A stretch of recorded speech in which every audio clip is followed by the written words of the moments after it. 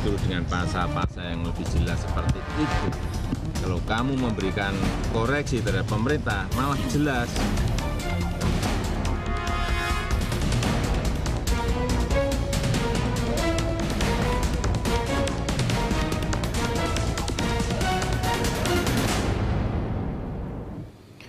Pemirsa, terima kasih masih bersama kami. Kita lanjutkan kembali diskusi kita dalam Prime Time Talk malam ini. Pak Musni, kalau misalnya Anda punya niat untuk menghina Presiden, tapi disampaikan dengan gaya kritik, itu kan kreativitas juga ya, Prof. Menurut Anda apa yang harus ditakutkan dengan pasal-pasal seperti ini nanti kalau memang bisa nanti gol gitu? Saya sebenarnya lebih mungkin traumatik ya, pengalaman masa lalu, undang-undang subversif itu dengan pasal karetnya, kemudian juga undang-undang ITE itu yang ternyata sangat mudah menjerat. Nah, tadi kalau pasal-pasal yang dikemukakan tadi itu sampai diberlakukan, sebagai orang aktivis yang pernah mengalami nasib yang sangat menyedihkan itu, ditahan dan dicekal begitu lama, saya tidak bisa bayangkan para aktivis itu.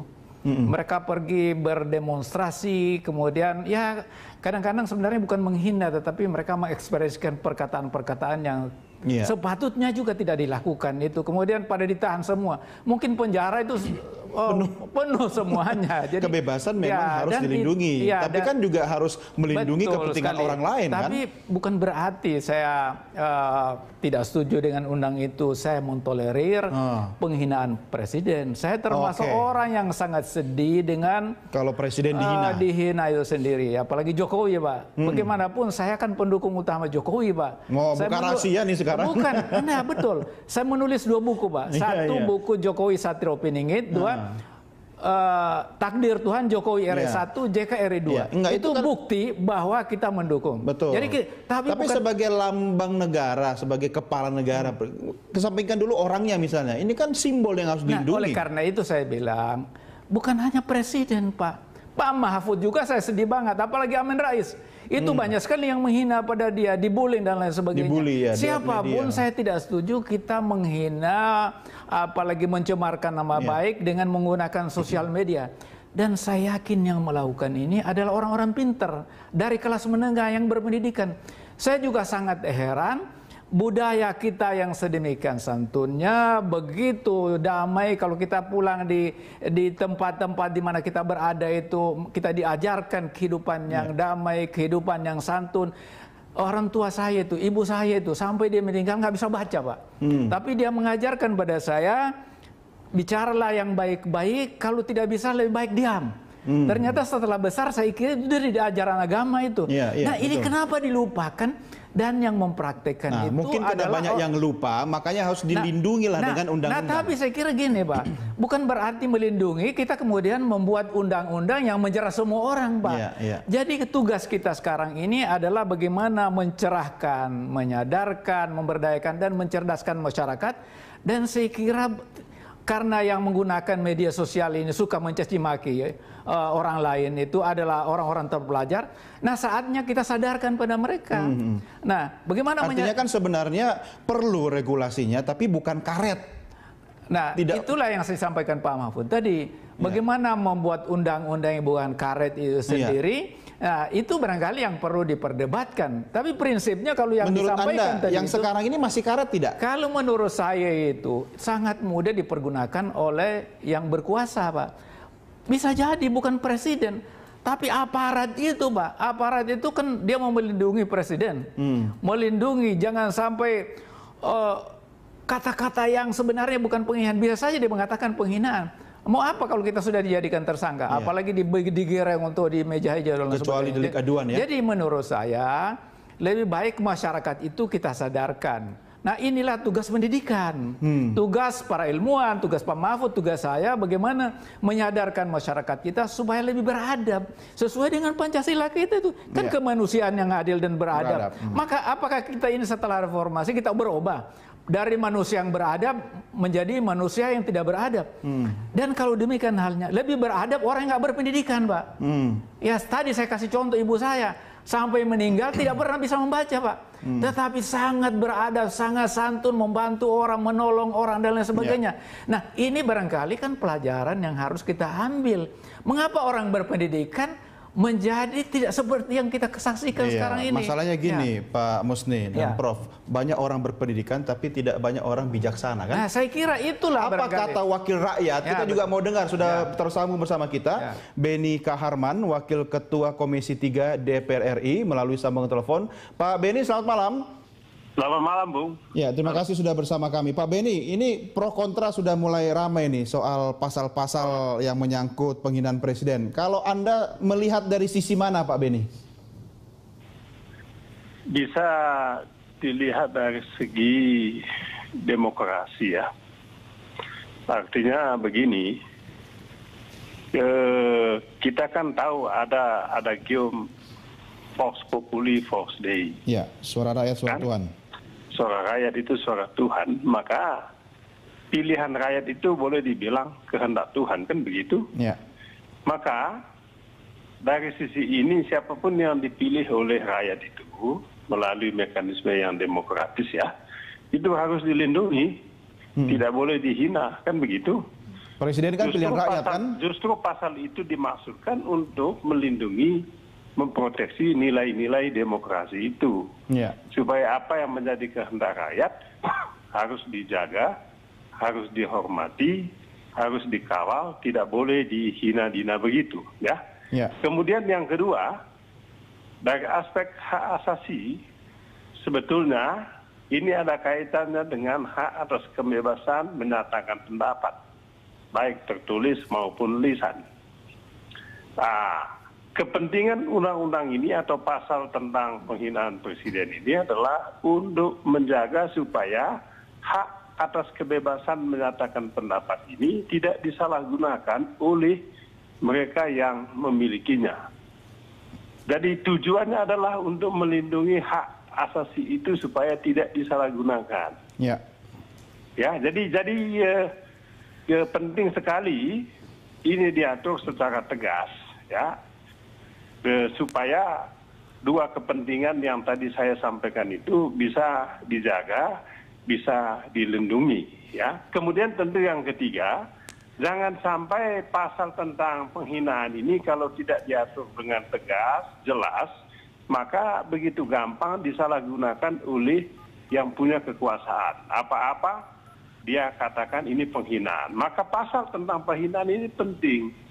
Didefinisikan di sana apa yang dimaksudkan dengan penghinaan.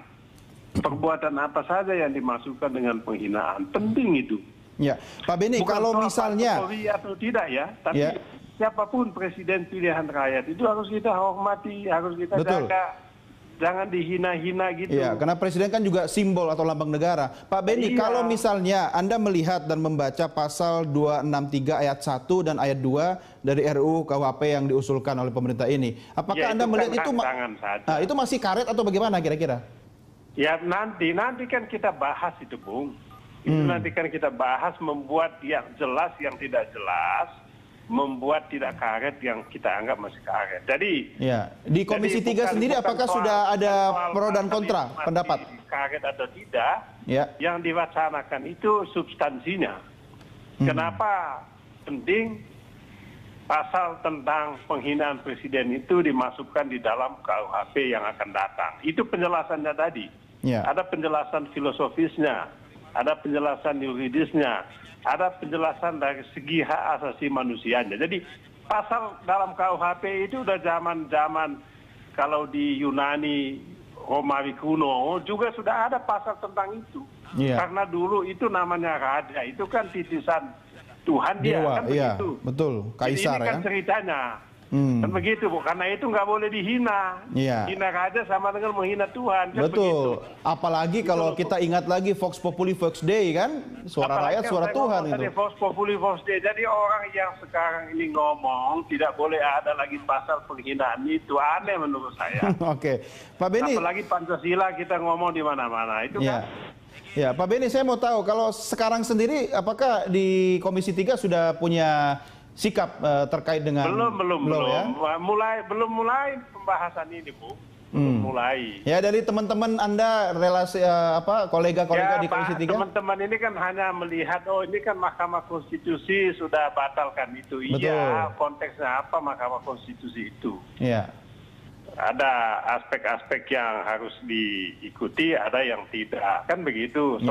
Argumentasi Mahkamah Konstitusi itu tepat, justru pasal ini dimasukkan lagi untuk menuangkan apa yang menjadi substansi pemikiran Mahkamah Konstitusi. Kita tuangkan di situ.